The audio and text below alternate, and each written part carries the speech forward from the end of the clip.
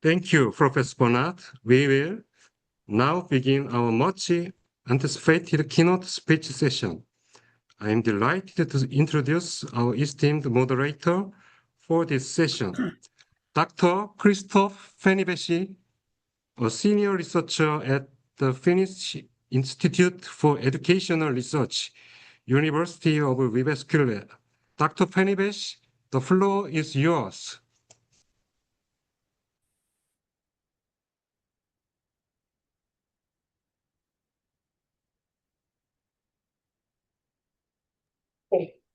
Thank you. Thank you very much. So I'm really happy to greet everyone from the physical space of Korea National University of Education. I'm spending here the whole week and I have the distinguished honor to contribute to this conference from on-site. So without any further delay, I would like to invite on stage Dr. Andreas Schleicher, the professor, the director of education and skills from the OECD. And of course, Dr. Schleicher is contributed to our conference, to our meeting already in the past, and now it's a great pleasure to welcome back him again to underline the significance of the history and evolving of ICAS and the international STEAM movement.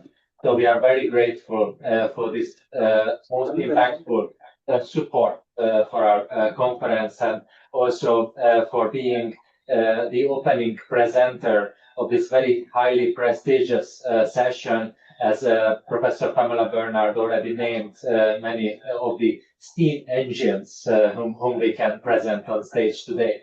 So I would like to invite Dr. Andreas Schleicher to give his speech. Thank you so much. Thank you so much. And I'm so sorry I cannot join you in person in Korea, even though I will be in Korea in just about a week's time. But unfortunately, I could not be there for this conference. But I'm delighted to share some thoughts on this very, very important topic on how we can reimagine education for the future of our children, not just for our own past. And I want to share some slides with you. I hope you will be able to see them on the screen. I want to go back a few years, how the pandemic has reminded us how vulnerable our education systems are to even mild disruptions, because the future will always surprise us. Climate change is going to disrupt our lives a lot more than the pandemic, and artificial intelligence puts into question almost anything that we took for granted in education, about what we should be teaching, how we should be teaching. All of that is, up for discussion. And there are so many other disruptors that you could add to this chat. None of us here knows what the future will bring. We don't even know what's going to happen tomorrow.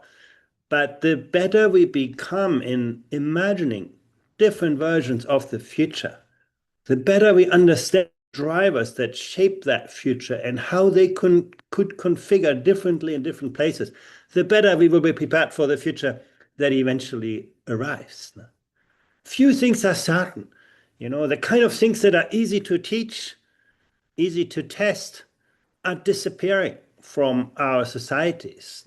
That's, where technology has become very, very good. Technology-intensive tasks are on the rise. You put the two things together, you get a glimpse of the future of work, requiring people to think more creatively, to work more collaboratively, to decide more ethically.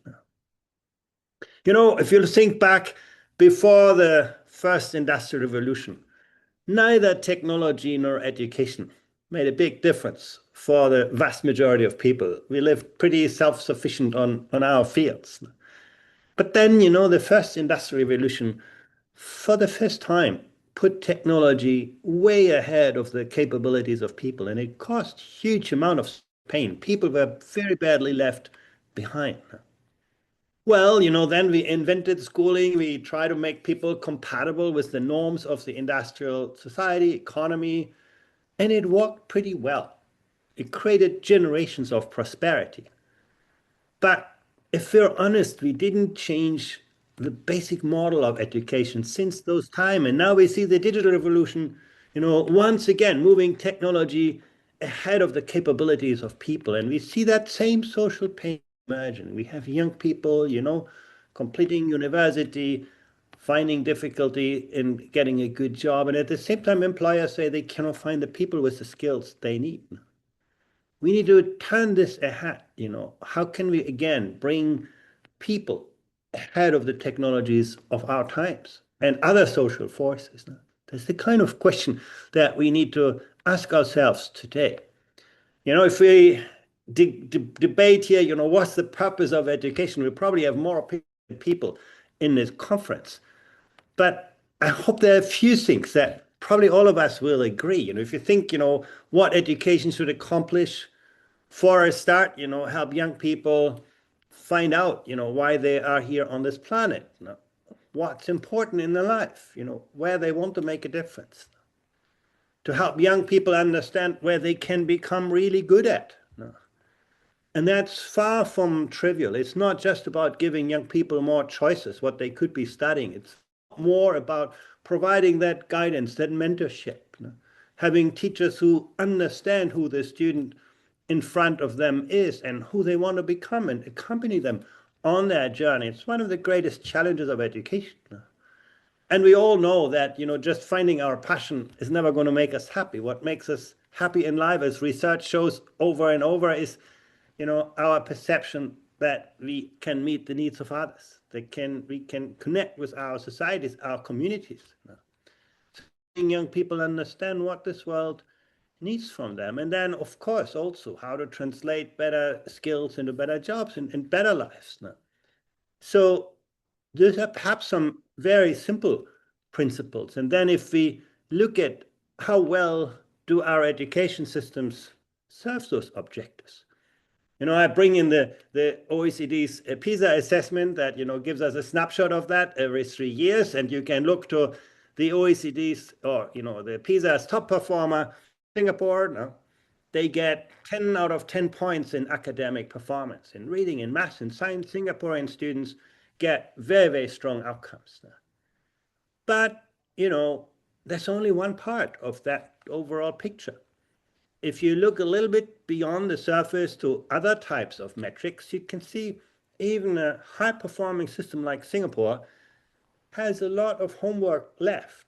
You can see Singaporean students are not so happy. Their psychological strength and well-being is not well developed. They do not show the emotional resilience that you need to bring in the 21st century. Can you reimagine yourself every day new when you wake up in a new world? You can see the quality of social relationships is not as well developed as in many other countries. So you can see, success has many dimensions, and we need to understand what dimensions are most relevant. And, a country like Korea is not that different. Now you can see very, very similar pattern. On one hand, great success academically, lots of other areas that are important in this 21st century that are still to be developed. And it's not just about Asia. I can show you the United Kingdom. Now they're doing less well academically, but otherwise very, very similar kind of patterns. But it's not true everywhere. If you look to the other side of the world, you can look at a country like Peru. You can see the yellow bar is very short. Academic performance is limited still. Students struggle with mathematics and science. But on some of the other dimensions, Peru is doing a lot better than most other countries for which we have data. You can see Peruvian kids are generally happy. They show a good level of agency. They can, mobilize their cognitive, social, emotional resources to do things. They show a great level of emotional resilience. They have learned to deal with difficult contexts. They see failure as an opportunity for growth. They show strong social relationships. So you can say Peru is not totally unsuccessful in its education. Yeah, they need to improve academically, but they have other strengths. And there are countries that are pretty good on almost everything. Denmark would be an example where you can see, academic results are good, psychological strength is good, agency, resilience. Now, they're not the top performer on anything, but a pretty good all-rounder. What I wanted to show you here simply is that what we get is the outcome of education systems that we build. This is where policy and practice come in. These results do not show up, by chance. They are the fruits of how we design education systems, where we put our strengths, where we could put our focus, what we measure. And let me show you one more chart. In a recent survey, we looked at creativity among 10 and 15-year-olds. And we found that in almost every jurisdiction, 15-year-olds reported lower levels of creativity than 10-year-olds. If I would tell you here, your 15-year-olds do worse in mathematics than your 10-year-olds, you would tell me, oh, you're crazy. Students always learn something in school. Well, but maybe not in every aspect. No.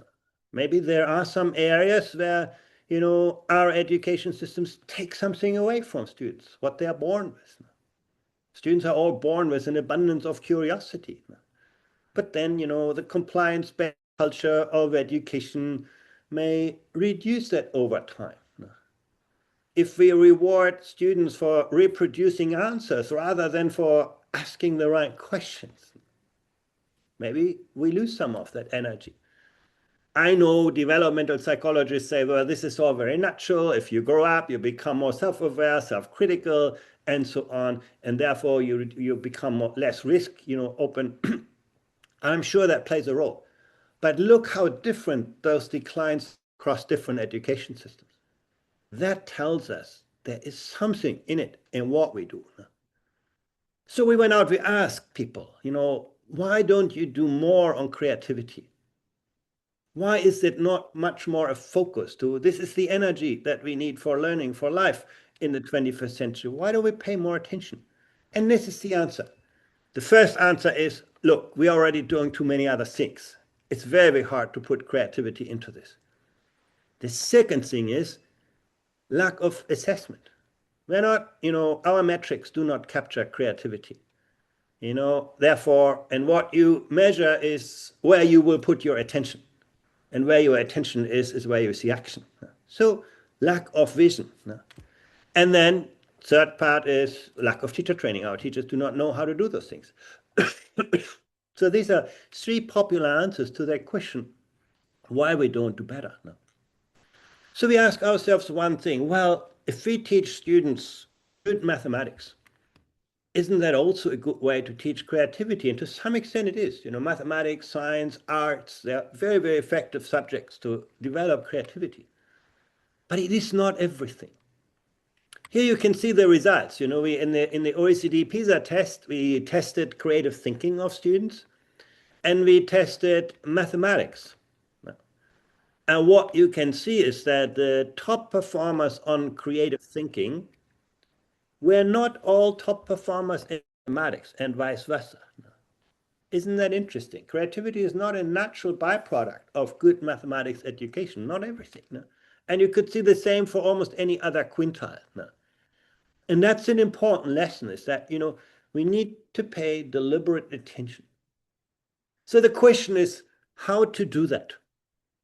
And we studied that a lot. What are the drivers of creativity? Is this something, that only, magic teachers can do, something that requires a lot of, special talent and so on? Or is that something that we can do in a pretty predictable, systematic way through, intentional curriculum design, intentional instructional practice? And the answer is, it is a lot easier than we often think. The first thing that we saw is how influential self-related beliefs are.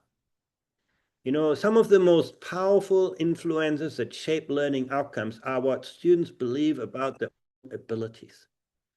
And those abilities or those beliefs are shaped by the learning environment. Let me show you an example. We looked at on the vertical axis, you see the scores on the creative thinking assessment. And on the horizontal axis, you see an indicator of the student's growth mindset. So on the right side, you see countries where students believe, if I study hard, my teacher's going to help me and I'm going to be successful. On the left side, you see countries where students believe, well, it's all about the intelligence or the social background. There's nothing I can do myself. And what you can see very clearly that on balance, education systems that are successful in instilling positive self-related beliefs among young people tend to be also more successfully in creative thinking, in mathematics, in everything.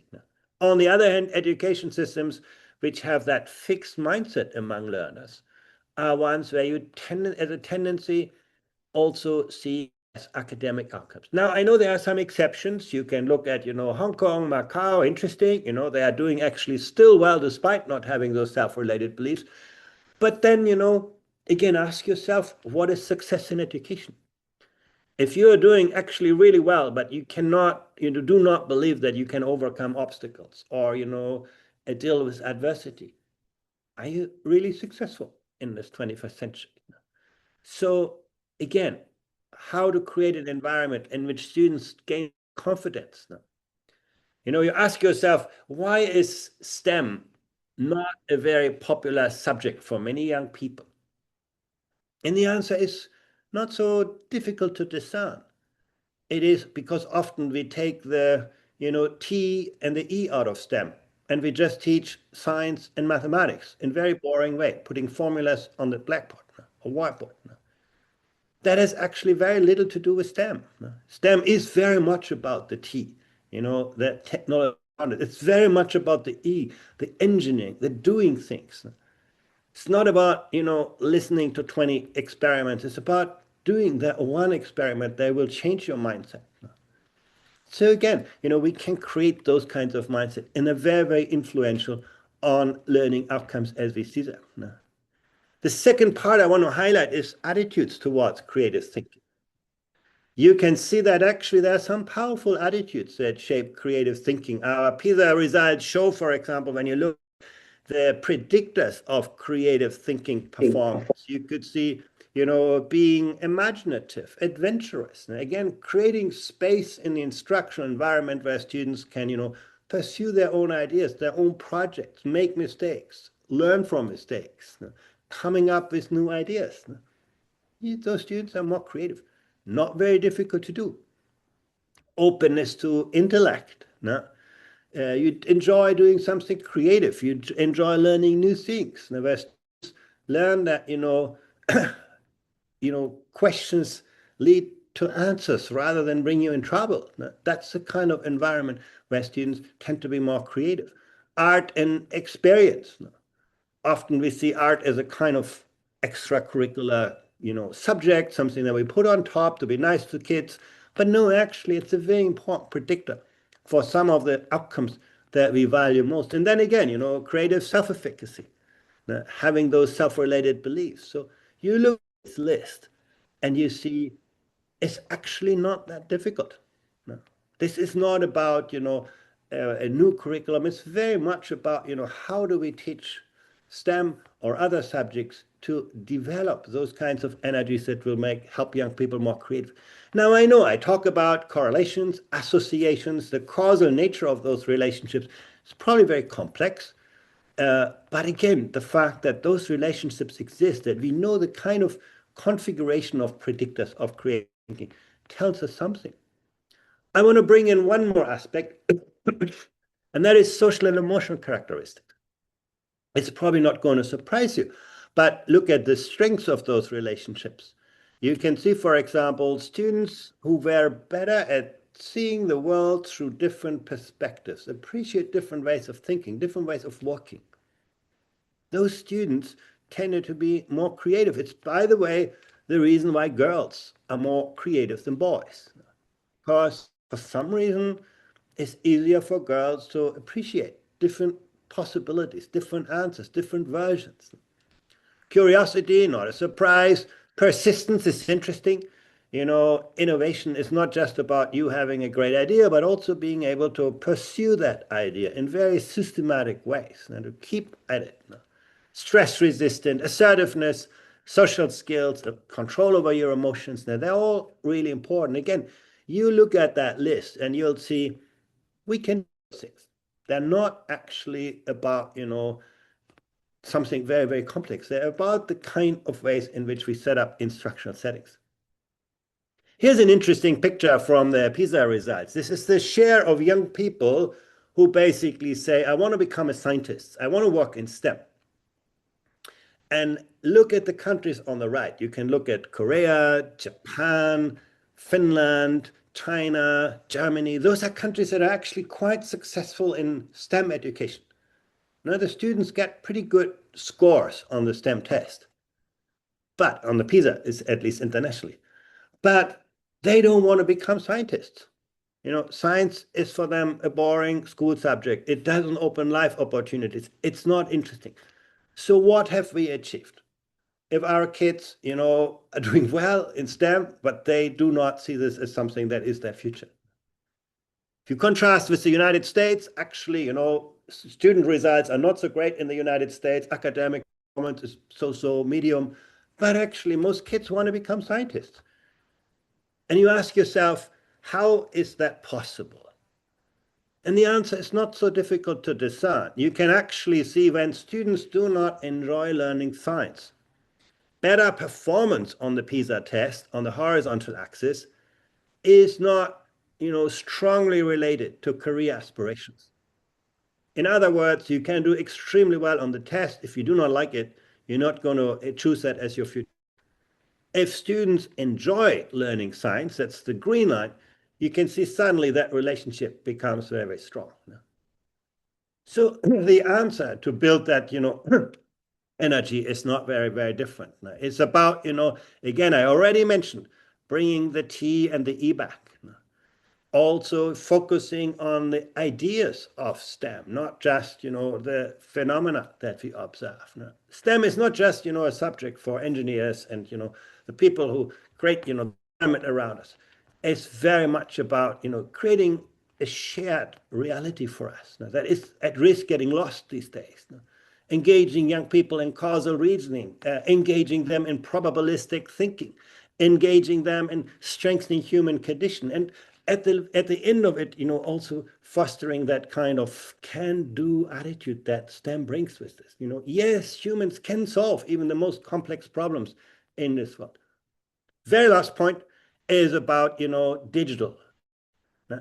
Is, the digital world helping or hindering the development of creative thinking skills? And the answer is, it depends on, intensity. What we found very interesting is that, technology to some degree can enhance creativity in school, and teachers use it in very intentional, deliberate ways. You can see it works up to a point, but then, if there is too much focus on technology intensity, you can see, again, a decline in creative skills. When you actually do that on a weekend, it's better. Technology can help students, become more autonomous learners, learn on their own pace, access great resources. You do that over the weekend, you add something. But again, you can see only up to a point. Now, at the end, too much of that is counterproductive. To what extent, can read into this. What is, however, also very clear is that using technology for leisure, social media, those kinds of things, that is something that is working very, very much against students. We see very, very clearly that, where students use their smartphone in school and so on, that has not many good effects on creativity. And on weekends, again, there's a bit story. It's not so much displacing the learning activity, but it shows us that education is never a transactional business. It's always a social and relational experience. And if technology gets into it, you are at risk of losing creativity. Now, we never know in what direction that relationship goes. It could also be, that less creative students are more dependent on technologies. But I think we should look at those patterns because it's very tempting, particularly in a field like STEM, to think about technology as a solution to imaginative environments.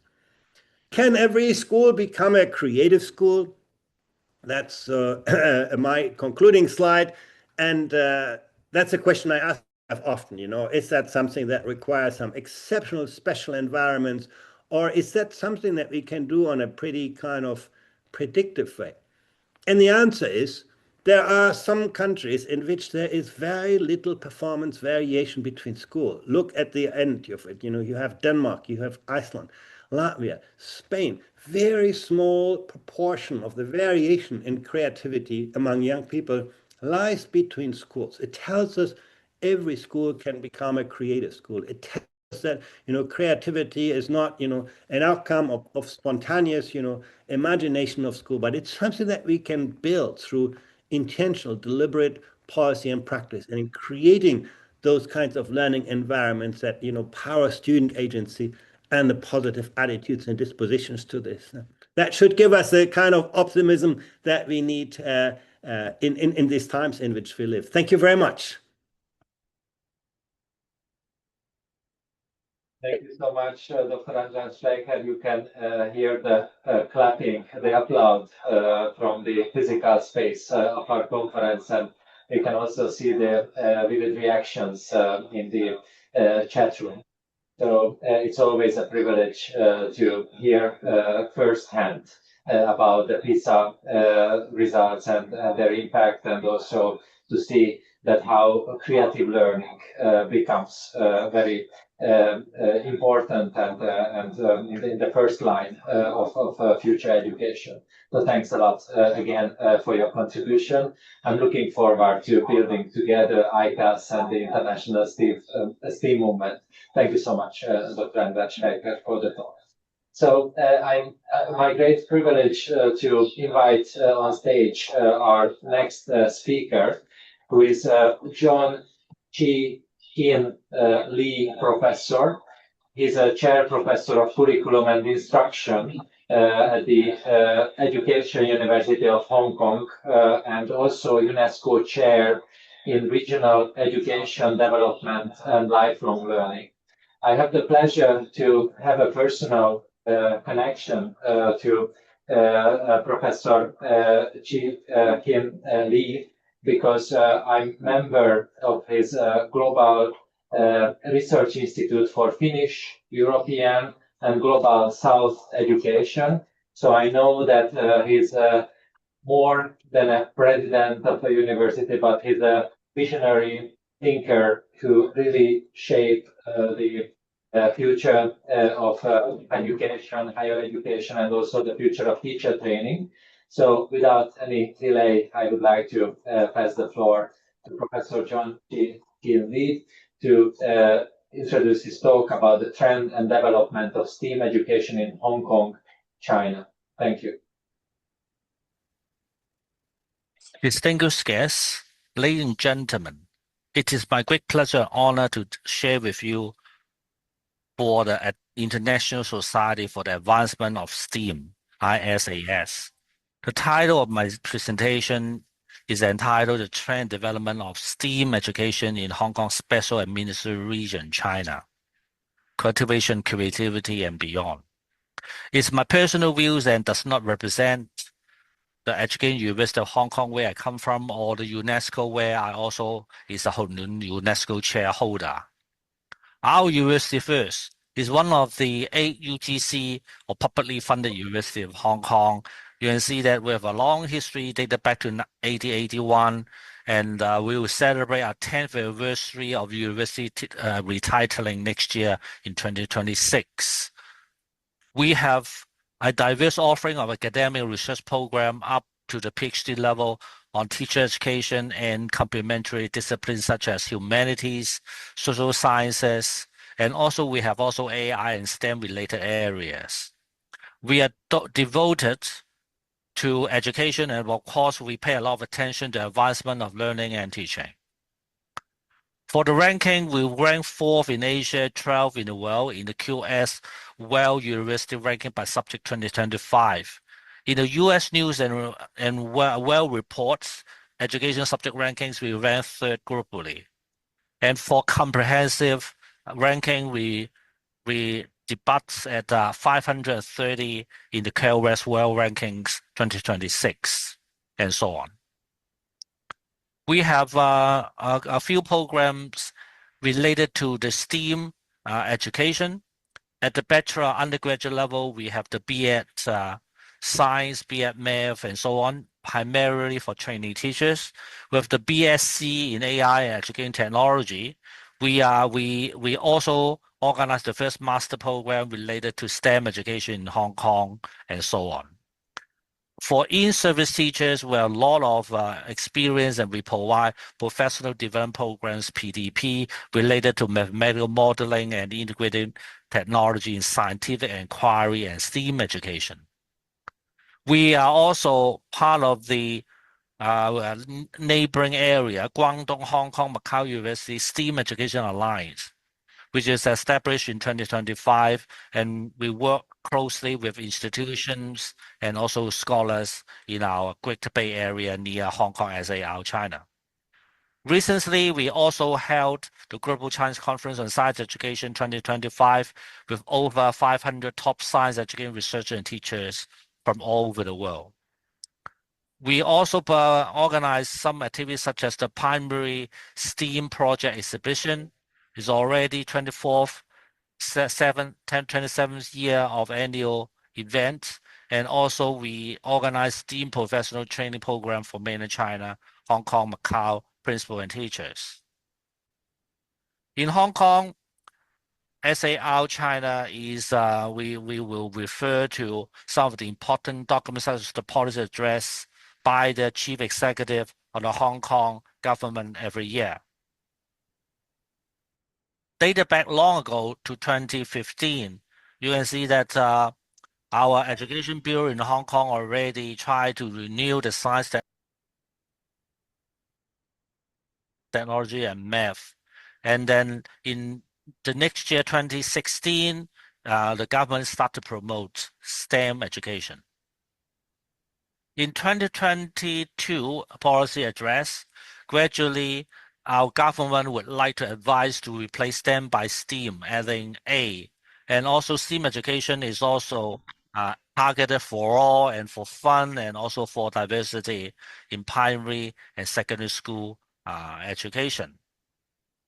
Promote learning for all, you can refer to the document primarily with the aim of at least 75% of the publicly funded school implementing coding education, and also introducing IT elements such as the artificial intelligence in the junior secondary curriculum by 2024-25 school year. We also start to designate, coordinate to holistically plan STEAM education within schools, so that we specify personnel to take care of STEM and STEAM education. Professional training with at least 25% of the publicly funded primary and secondary school who are encouraged and should arrange the teachers to undergo professional training related to STEAM within 2 school years. 23 policy address, we start to introduce the primary science, introduction of science subject in primary school. Recently, 2025 policy address, we set aside 2 billion Hong Kong dollar in one of the fund called Quality Education Fund to support digital education and also AI education projects. So you can see that quickly the timeline given that we gradually enhance the promotion of STEM and STEAM education in our related government policy address. Apart from the government address, we are also school-based support on STEAM education. The funding from our government, the Education Bureau, and also our department at EDU Hong Kong, the Department of Science and Environmental Studies, AES, have already received some funding from the government to provide intensive school-based support on STEM and STEAM education to over 100 primary, secondary, and special schools with different foci over the years, primarily connecting STEAM into and with subjects and content in the formal curriculum, being interdisciplinary and also STEAM curriculum with learning progression. You can see that in different years, the project title and the theme is slightly different, but there are some keywords, primarily STEAM education, STEM education, self-directed learning, and also reconnect with problem solving, engineering, design processes, STEAM literacy, and so on. The mode of support normally we have a needs analysis, and then do a design and implementation, followed by surveys and interviews, and also production of teaching package. We also organize inter-school lesson observation. We also serve a platform for teachers across school to exchange and inspire each other. So you can see we have different deliverables over the years. So how about the future trends? We have, based on the model developed by supported school over the 8 years, we also have some initial observations that senior primary levels have more STEM education. And primarily for secondary school, there's no senior level STEAM education in secondary schools. As far as the most popular discipline or subject involved, normally you can see that science, general studies now becoming science and medicine will carry most of the subjects as vehicles or platforms for integrating or incorporating STEM education or STEAM education. And for secondary school, primarily the subjects such as junior science, computer, ICT, mathematics, and so on. And relatively speaking, you can see that ethics, religious studies tends to be less popular in integrating STEM-related content. And secondary school also integrate more disciplines in a single STEAM activity than primary school. When it comes to now the creativity issue, creativity in STEAM education could be found or emphasized in both teachers and students, especially in engineering design related STEAM activities. You can see that in the new primary science curriculum introduced 2024, it was the first time that engineering design will be included as a curriculum emphasis in primary schools. And also, there's a 4-step framework we call the plan, do, improve, and review suggested in the primary school curriculum. Creativity teachers, there's no universal curriculum of STEAM education in Hong Kong. However, you can see still we have a lot of school-based activities and programs, so teachers are encouraged and also advised and guided to design different activities and programs, which can unleash creativity of teachers and also enhance student creativity. So you can see some examples here. You can see STEAM education could be working closely with physical education, for example. Students can learn the science of table tennis rackets, design and make their own rackets for competing. There's also ethics in cooperation with STEM education, and you can see that a student can design games for peers and their parents to choose the way of communication between parents and children in challenging scenarios related, using coding and other results. So in conclusion, our university and also related team colleagues has devoted a lot to contributing to development of STEAM education in Hong Kong. And our school support projects were in action with formal curriculum, try to be interdisciplinary and with a learning progression. We also have a lot of experience supporting STEAM, school-based support, and also we cultivate creativity in both teachers and students. I would like to take this opportunity to thank our team, Professor Eric Zhang, Professor Keith Ho, Professor Bill Yang, and Dr. Li Weijin for the great help and also assistance in preparing this PPT. Thank you very much. Thank you so much. Round of applause again in the physical space of KNUE studio and also online. I have the pleasure to work together with many of the colleagues who've been mentioned. So we can see that how great efforts are done towards STEAM.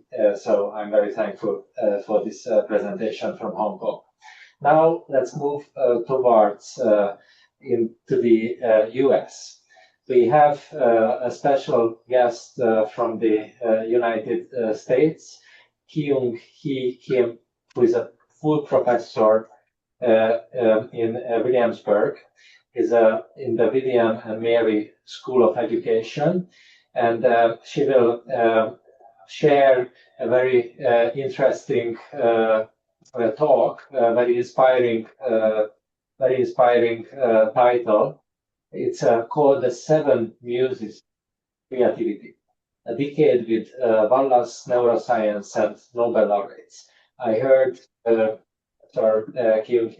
Kim some years ago talking live in Korea.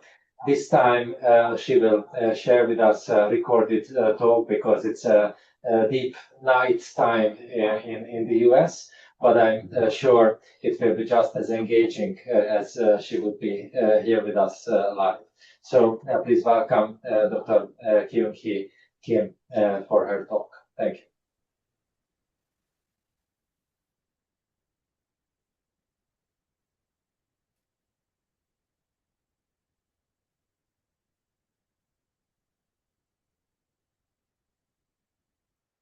Thank you for inviting me to speak at this conference. In my earlier career, I studied almost everything about E. Paul Torrance's work. Then over the last 10 years, I have reinterpreted Graham Wallace's lifetime work from a neuroscientific perspective. Finally, I analyzed the Nobel laureates within the Seven Muses framework. Why have I done that? It is because I want to reverse the creativity crisis. Now I will share my PowerPoint with you.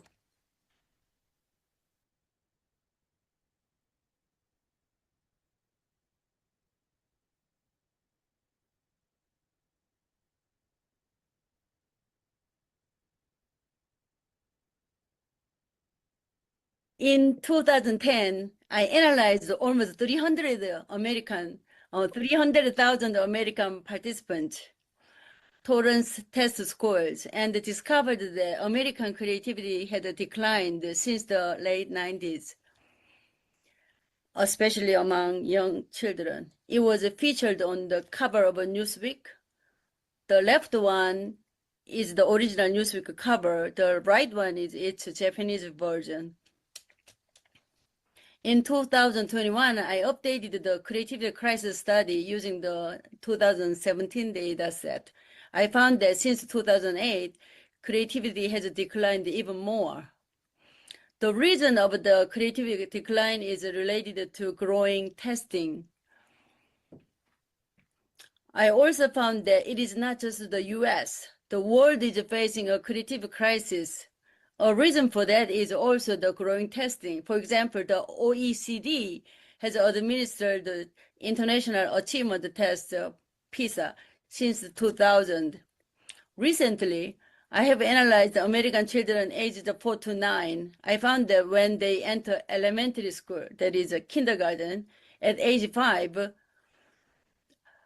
their creativity declined significantly. The OECD conducted the first baby PISA for kindergartners or at age 5.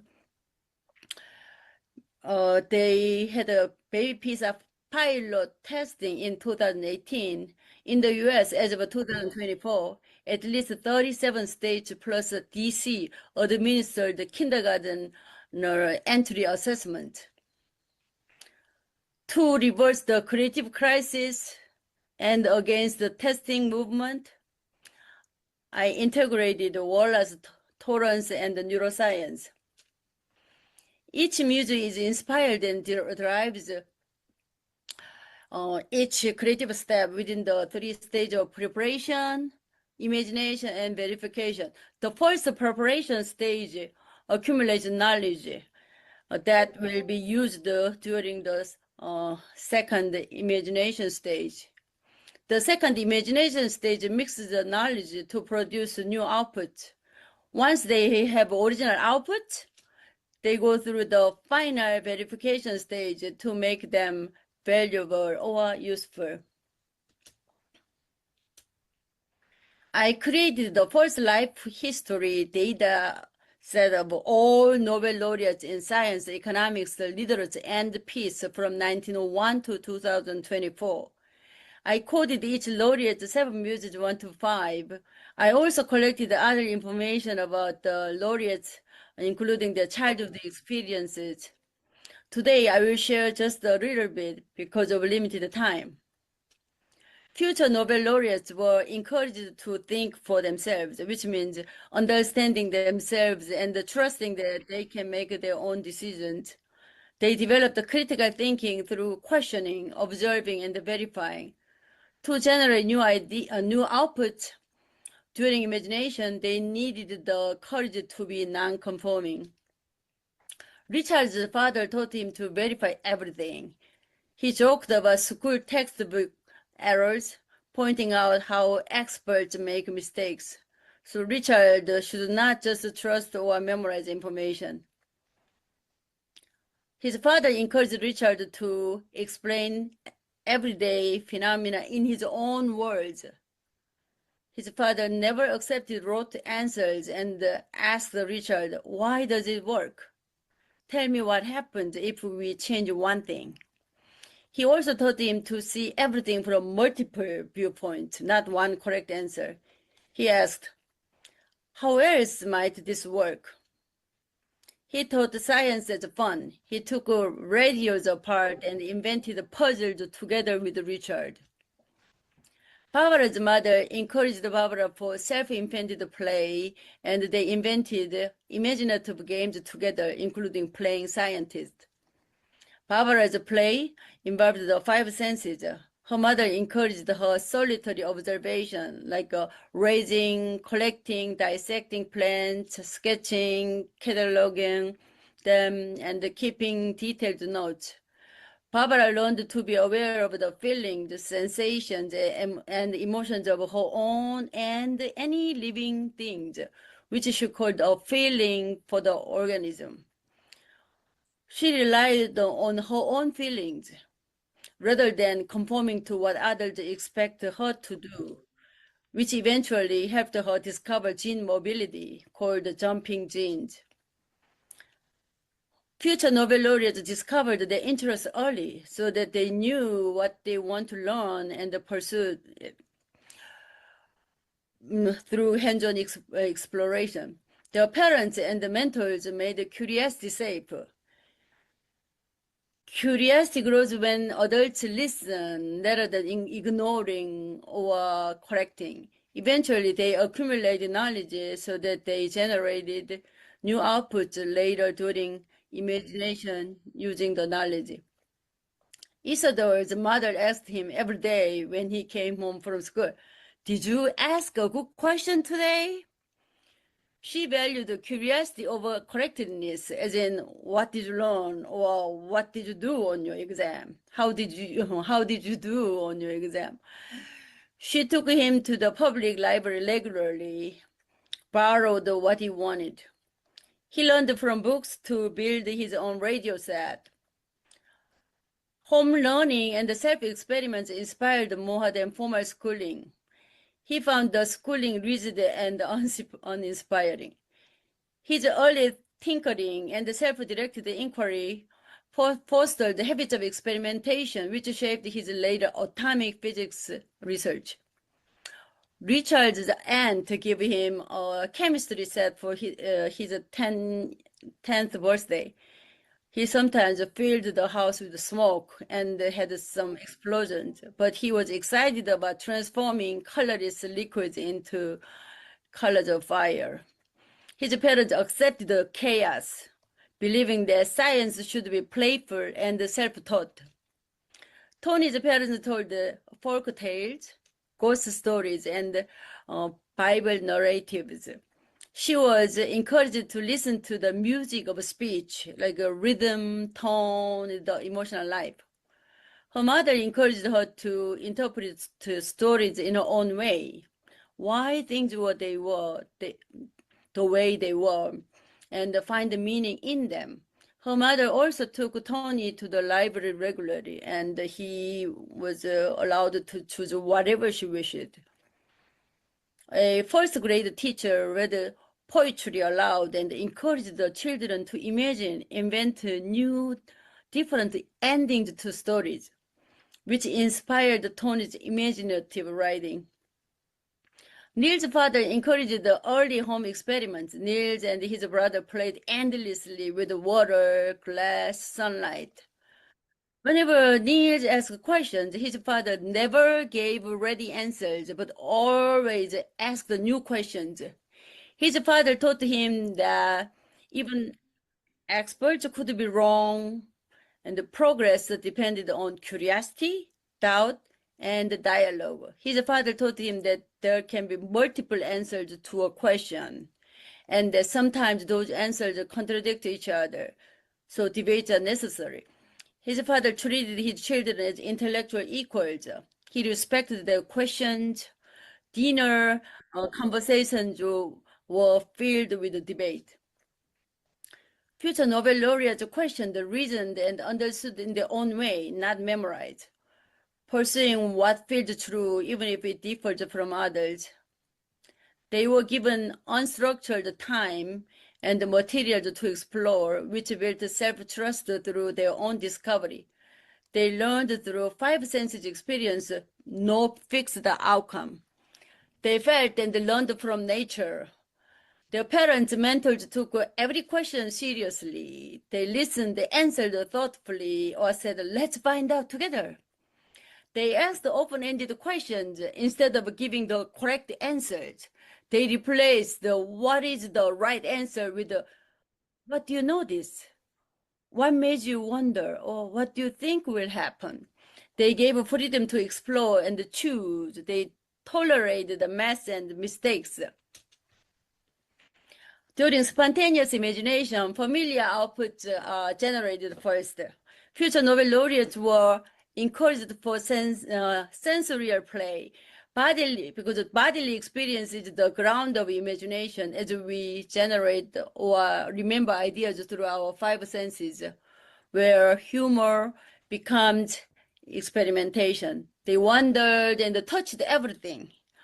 They learned that nature itself is both a playground and a teacher.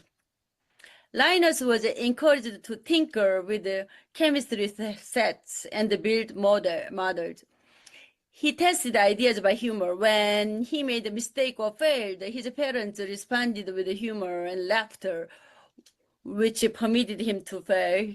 They had playful conversations and debated about topics at dinner, which ended in laughter. Svetlana was immersed in sights and stories of the countryside. She listened to village storytellers, smelled wood smoke, and felt the fabric textured. But she was criticized for asking questions not in the syllabus by teachers. However, her mother encouraged her to write freely, valuing emotion over ideological correctness. She learned through others' voices, mistakes, and lived sensations, transforming listening into her art. Conrad kept fish, ducks, geese, monkeys, and observed, not controlled, their behavior. He crawled on the ground or waded into a pond to observe them closely. He felt a connection. He said, I imprinted on animals before they imprinted on me. His neighbors complained about his messy experiments, but his father said, let him learn. Conrad's learning was filled with texture, sound, smell, and movement through a sensory play with nature. During deliberate imagination, unusual ideas generated after familiar ideas, which requires both independence and confidence. A small accomplishment, not praise, sparks enduring self-positivity. Deliberate imagination can eventually result in a creative impasse like writer's block, or it can lead to others' opposition, which requires intellectual confidence not to give up. Max's teachers thought that he showed little promise. However, a simple heat experiment awakened his confidence and joy in quantitative reasoning. He thought that he could describe physical phenomena quantitatively and find order where others saw confusion. Later, when his quantum hypothesis met resistance, his earlier self-confidence made him think that personal understanding mattered more than external approval. Maybritt struggled with rote schoolwork but loved to train her family's dogs and horses, patiently observing and understanding their behavior patterns.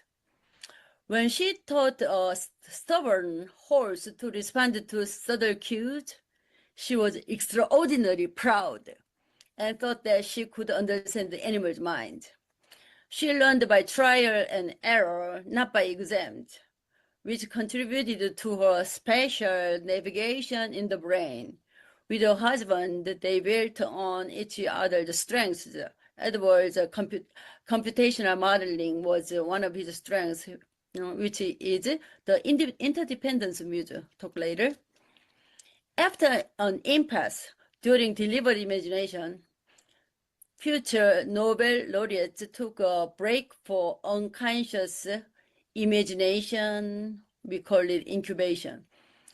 They enjoyed daydreaming, fantasy, and what-if play. They focused on feelings rather than thinking, like rigid prior beliefs or goal-driven focus. They were open to unseen possibilities.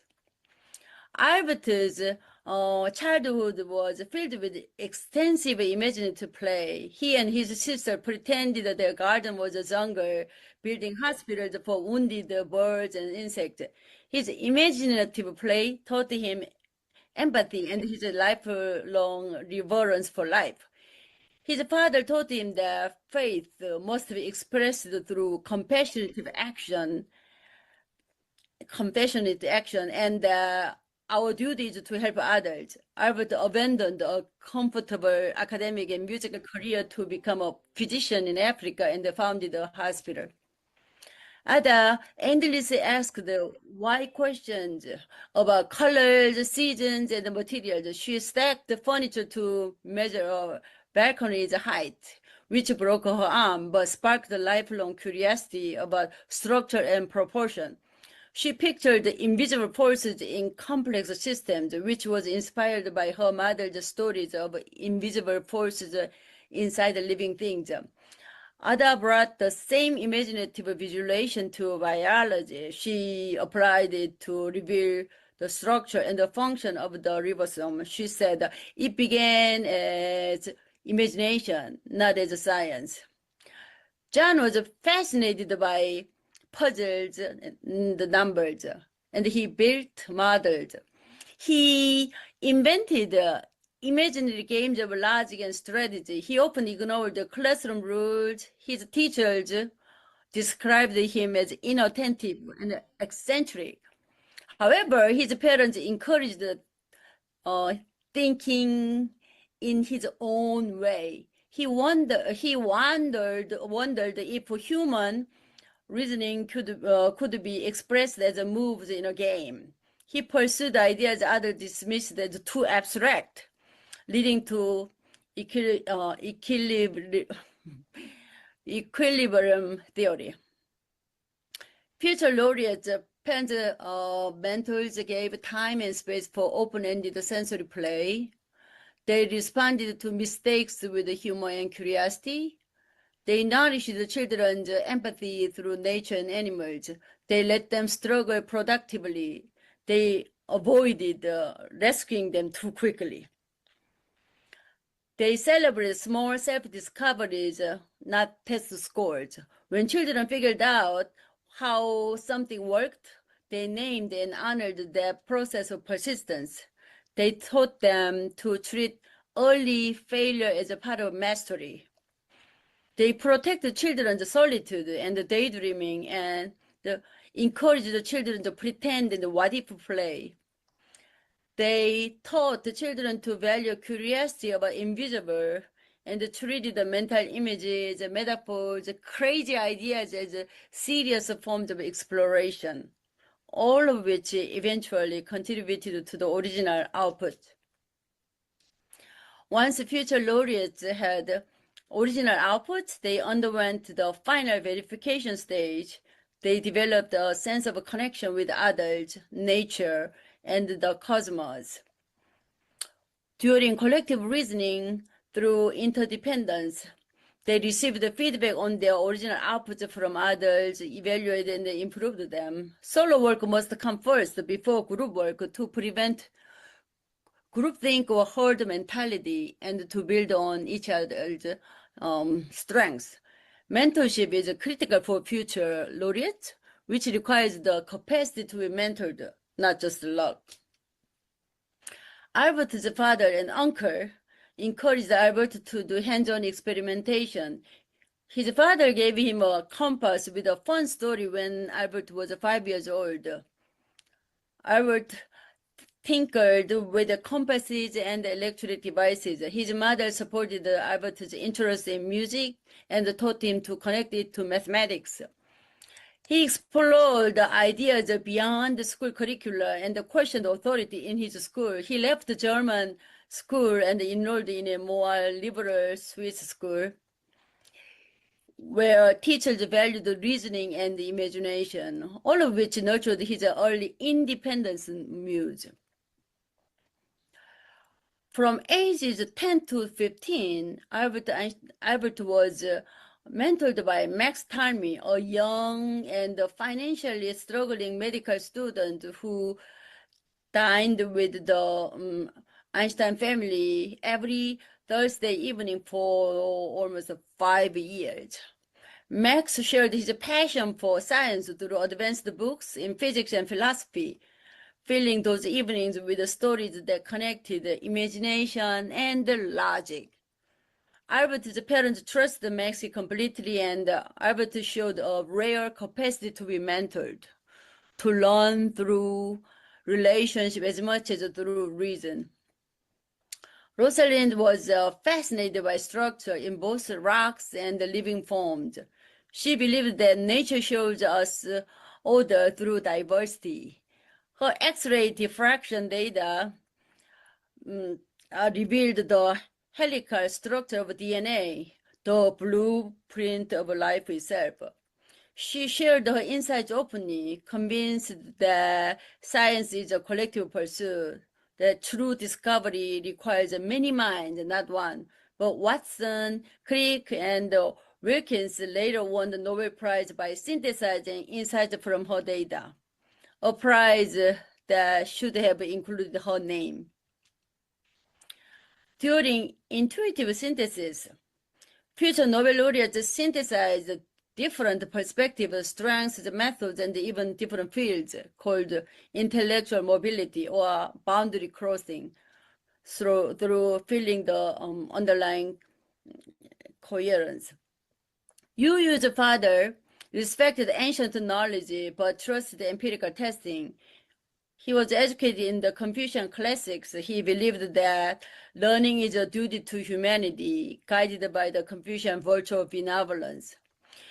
Yu carried this spirit forward, uniting traditional Asian wisdom with the modern scientific method. At age 16, after contracting tuberculosis, her parents encouraged her to study medical plants and healing practices, which ignited her lifelong passion for discovery. Her synthesis of Chinese medicine and modern biochemistry led her to develop the first effective anti-malarial drug. She tested more than 2,000 herbal compounds, slept on the lab floor, and even served as her own first test subject. Her devotion, born from duty, has since saved millions of lives. Mary's childhood was marked by loss. Her sister died of typhus when Mary was 8, and when she was only 10 years old, her mother died of tuberculosis. Her father, a physics teacher, became her model of perseverance. After losing his job for his pro-Polish political convictions, he brought his laboratory instruments home and taught Marie science through hands-on experiments. Watching him endure hardship without abandoning truth gave Marie a purpose larger than ambition. She learned learning as a service to humanity. Her passion drove her through exhaustion. She often forgot to eat and had to be reminded of time. That same devotion guided her service during World War I. She designed and operated mobile X-ray units, trained hundreds of nurses and radiographers. She refused to patent her discoveries so that others could use them freely, transforming knowledge into compassion.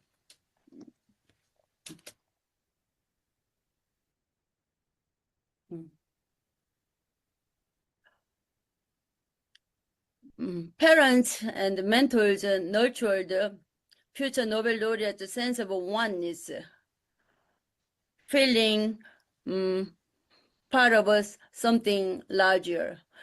They let them experience collaboration. They taught them respect for others' contributions. They modeled partnership, mentorship, and shared effort. They linked empathy to responsibility. They also linked learning to meaning, study as a contribution. They modeled commitment and moral courage. During verification, they made the original output valuable. Okay. This is the last slide today. My message is unleash the 7 muses of a neuro-creative cycle. We are all born with the seven muses. We just have to unleash, not killing. The true test of education is not how well children perform on our questions, but how deeply they pursue their own. If you have questions, please email me. Thank you. Bye-bye. For the amazing talk. So not only very high-level science, but also very deep wisdom we could experience in this talk.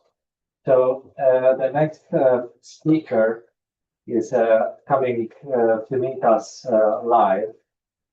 He's Professor Vlad Glavanov, who is the founder of the Possibility Studies Network, and also the founding editor of the Possibility Studies and Society journal, and one of the most cited scholars on creativity research currently. So, and he's a wonderful friend and amazing organizer, great network creator. So he's a professor of psychology Dublin City University, and adjunct professor at the Center for Science of Learning and Technology at the University of Bergen. So the floor is yours, and we are ready to listen to your talk about cultivating possibility in ecosystems, creative learning. Thank you so much. Thank you so much. Do you hear me well? Yeah, we can hear you well. Thank you for the wonderful introduction and for the invitation. I really appreciate it. So I'm going to talk to you briefly for such a big topic about possibility thinking and how STEAM ecosystems and creative learning can benefit from thinking from creativity to even perhaps a wider universe of possibilities And as was mentioned before, I am a social psychologist. I work a lot on the sociocultural approach to creativity, but in recent years have been developing this field together with many, many colleagues. And I would be excited if many of you would be interested to join us, called Possibility Studies. And there is a network, there is a center at my university, and I'll launch an invitation for you at the end. So what is my point of departure? I often use this slide because I think it's interesting to kind of connect back to my own interest in creativity, in education, in the teaching and learning of science and art together. And that point for me is that we as human beings, we live these amphibious lives. We live at the same time in the here and now of immediate experience, and we are able and constantly enrich and expand this experience of the here and now by doing many different things, engaging with many virtual, possible, not yet here aspects of life. So we remember things from the past that have gone, right? We imagine things that are not yet here. We consider alternatives to the present, to the different problems we have. We anticipate those problems, and we engage in what in psychology and education, in many other sciences, we talk about as if, what if only, what else type of thinking processes, creative thinking, and in many ways, possibility thinking. And for many of you, when I mention possibility thinking, probably your mind goes towards Anna Kraft, but also a myriad of other collaborators. And I know Pam Bernard was also part of this earlier, Carrie Chappell, Penny Hayes, so many wonderful collaborators from the UK who together worked on this big program of research in the early 2000s around possibility thinking. And I've been greatly inspired by this. I think in education, it has a tremendous value and beyond education. And if you remember, basically, these are some of the classic figures from a lot of their works. But really, possibility thinking happens in a social and material sphere in which both learners and teachers are able to pose questions, to play, be immersed, innovate, take risks, be imaginative, and demonstrate self-determination. Now, in my own work and in my own thinking, I draw a lot on this understanding of a very relational space of kind of testing out different realities and being playful and taking risks. But in more specific terms, my work on possibilities has guided me to think about particular processes that we engage in. And I think in STEAM education and in any form of education, these are extremely relevant when we think of creative learning, which is we ground ourselves into what is, because possibility thinking is never just kind of disconnected from reality. It is actually firmly connecting us to what is the case. But we explore these different things. And here is not an exhaustive list, but what could be. So, alternatives to the things that we see in front of us, playing games of pretense as well. We pretend things are different than what they are. What is to come? Futures thinking, anticipation, these are very big concepts, and there is a whole, interest in futures literacy and anticipation studies out there. And this is how creativity, creative learning, but also possibility thinking kind of push teachers and learners into the future, and they connect us to this future dimension. Another important aspect or process of possibility thinking is what might have been. So looking at what happened, looking at the past, but as an area of creative reconstruction and imagination. So many of you would be familiar with counterfactual thinking. Counterfactual thinking being exactly this idea of kind of playing with the past, the different versions of the past. And finally, last but not least, what is not and what can never be, the impossible. Utopian thinking. Often in STEAM education, and again in education in general, creative education, we would want learners to engage with things that can never exist in reality, learn from those scenarios. Like we could use thought experiments, right? Where learners engage with things that don't actually exist. So these are, for me, this is a broad map of what possibility thinking gives us. It gives us these spaces of possibility, of tapping into what could be, what is to come, what could have been, what is not. But how do we do it? Well, in another model, I'm talking about these three big components. And actually, I've put in just a slide with the statistics of it, but I'm not a statistician. This is from a paper with Maciej Karwowski, Wendy Ross, and Ron Baghetto. Together, we propose this possibility thinking scale. And if you're interested, I'm happy to share the link with you. It's in Possibility Studies and Society. It's an open access article. So, if you want to use it, I'd be delighted. It has 12 items, and it's structured into these 3 clusters, that I think are quite fundamental when it comes to the process of possibility thinking. So exploration, awareness of the possible, and excitement. Awareness of the possible represents all those things we do to kind of become aware of what might be possible in a given situation, right? Elements of surprise, elements of curiosity, even of awe, contribute to that. The exploration part can be very embodied, can be a form of experimenting, tinkering with things, and can also be, at the same time, very imaginative when we kind of ask ourselves, what if and what could happen? We want to discover more.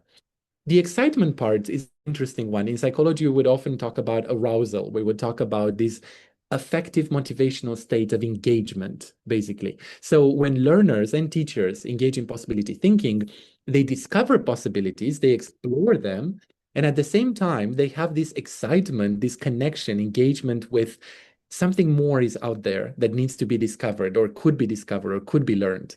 This is basically the mindset in many ways, a very growth mindset that guides a lot of creative education and, education for possibility. So these are two kind of existing frameworks that I've been working on, but I want to share with you in the last few minutes, five minutes or so, the latest idea that together with other collaborators, actually, Katrin L. Tromp from Rider University in the US, we recently submitted a paper on what we call possibilities literacy. This is a very new idea. I've barely started kind of presenting on it as well, so I'm very happy to get feedback. And it's still a paper under review, so obviously it's not for wide dissemination, but if anybody's interested, I'm happy to share the draft, the submission of that paper. But basically what this literacy that I think is so relevant for STEAM education could be relevant for it, and creative education, is the idea of preparing learners to face a world of uncertainty, complexity, and rapid change, which is basically the world we live in. In that paper, and I don't have the time now, but we make differences or differentiate between the existing literacies that I'm sure you're very familiar with, like digital, media, health, futures literacy. We believe, or I believe also, that there is a place for thinking about possibilities literacy as an interrelated, complex system of competencies that help us understand, generate, share, and ethically think and act upon and react, act upon possibilities. So in the end, I'm going to, show you very small text. Don't think you're going to be able to read, but it's not about reading this table. I'm also happy to share the presentation after. It's about the general structure of this literacy. So together with Katrinel and together with other colleagues, where we do educational interventions, in STEAM contexts, we think about the following dimensions. So perception, and actually I'm going to show you crafting, engagement, stewardship, and mindsets.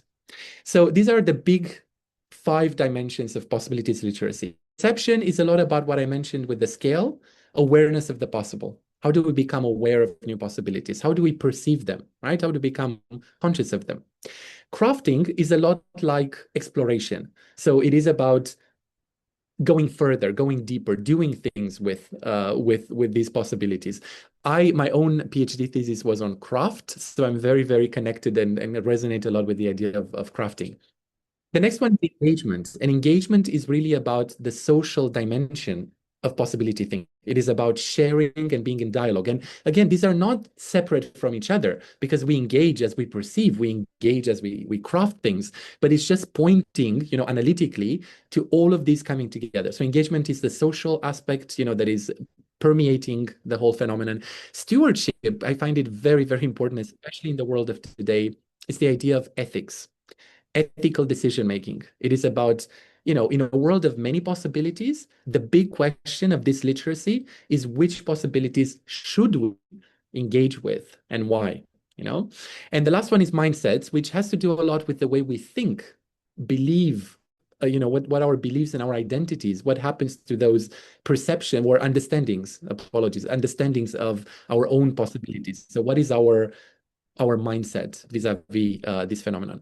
So at the top of the table, you see that Katerina and I in this kind of working manuscript, we think about constraints, alternatives, and agency.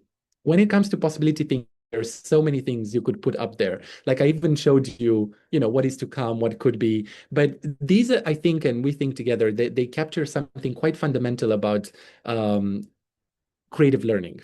How do you deal with constraints? Do you appreciate them? Do you use them? Do you leverage them? How do you think of alternatives? What else can be possible? I mean, a lot of creative thinking is really about discovering new perspectives and alternatives to things. And how do you act agentically? How do you actually empower learners to go deeper, to be agentic, to be agents of their own learning process, right?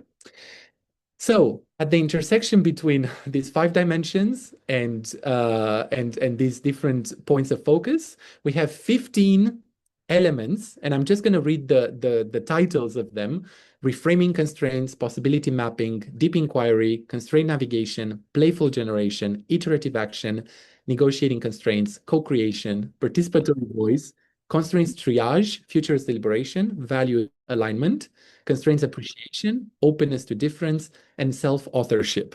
And you can see it's quite a mindful, and I will not know them by heart, but this is a kind of an attempt for us in educational terms, or thinking the practice of possibility thinking. What do we need to cultivate when students deal with problems, in science and art, in mixing them?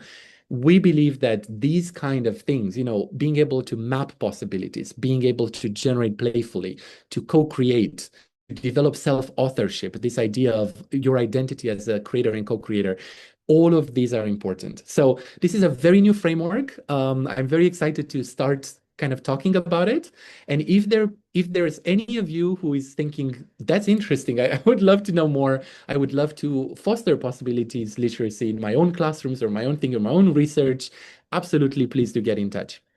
So at the very end, and maybe I should have started with this, but for those who are not familiar, possibility studies is a very new and kind of interdisciplinary field where people who work, it's like a big forest, okay? That's how I like to talk about it. It's a big ecosystem. Colleagues who work from around the world and around, from across disciplines on agency, creativity, imagination, improvisation, playfulness, serendipity, curiosity, awe, wonder, counterfactuals, anticipation, utopias, dystopias, all of these big phenomena that often are siloed because of how disciplines work. Managers talk about innovation, educators talk about creativity, philosophers talk about imagination. This is the space where we meet together, and things like possibility thinking or possibilities literacy, get co-developed because of the many intersections. And the big invitation I have, so I mentioned we have the Possibility Studies Network. If you want to search for it, you're going to see there is a contact button. If you put your email, you're going to learn. We have, even today, in 3 hours, we have an open seminar. We have open seminars. We have conferences online, in person. We now are starting to offer micro grants for research. We have fellowships. It's a very vibrant network, a very international network. Then there is a handbook, apologies, an encyclopedia of the possible. Very happy to send you the PDF. And there is a journal, as was mentioned, Possibility Studies and Society, published by Sage. And and a book series with Cambridge, and now a new one with Palgrave. I would be delighted if any of you has ideas for publication, for research, for sharing ideas. Please, make use of any of these forums.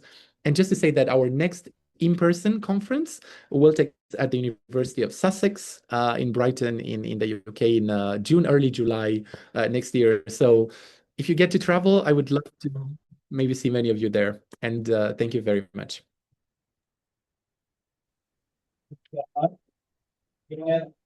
Round applause in the physical space and Thank you. very nice reactions online. Thanks a lot for brighten up our conference today. I'm brightening up indeed. Sorry, it was not my best joke ever. Let's see. We have 2 minutes left, so let's try at least one question or maybe two. So with short answers, of course. So Dr. Benjamin from South Korea asked that I find possibility thinking compelling, but I'm not yet clear on how it differs from statistical thinking. Conceptually and methodologically, where does possibility thinking overlap with probabilistic statistical reasoning, uncertainty quantification? Where does it lead to different judgments or actions in practice? That's a great question. And I think it goes back, I mean, to me, this idea of probabilities, thinking in probabilities and thinking in possibilities, goes back to a discussion in futures literacy, the difference between foresight and forecast. Okay, so there is a logic of prediction, and I do believe that prediction is very interesting. I mean, part of thinking about possibilities is also considering the probability associated with them.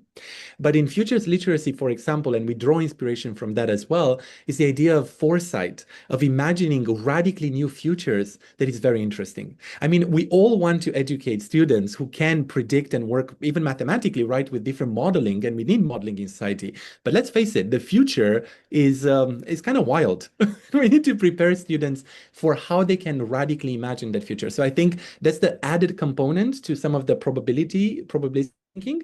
But I do admit that I don't look at this in oppositional terms. I think it is important to recognize overlaps, sometimes very big overlaps.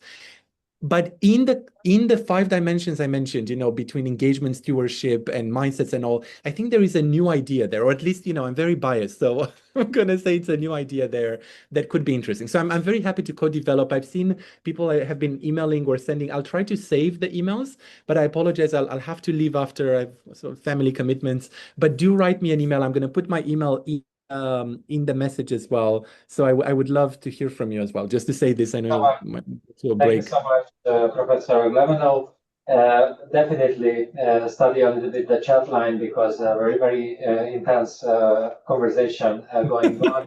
Questions. And at the same time, we are almost 100 people online, in addition to the quite a few on-site viewers and the participants. But let me say thanks for joining, Professor Vlad, and thanks a lot for rounding up this plenary session today. I wish to see you soon again in the physical space.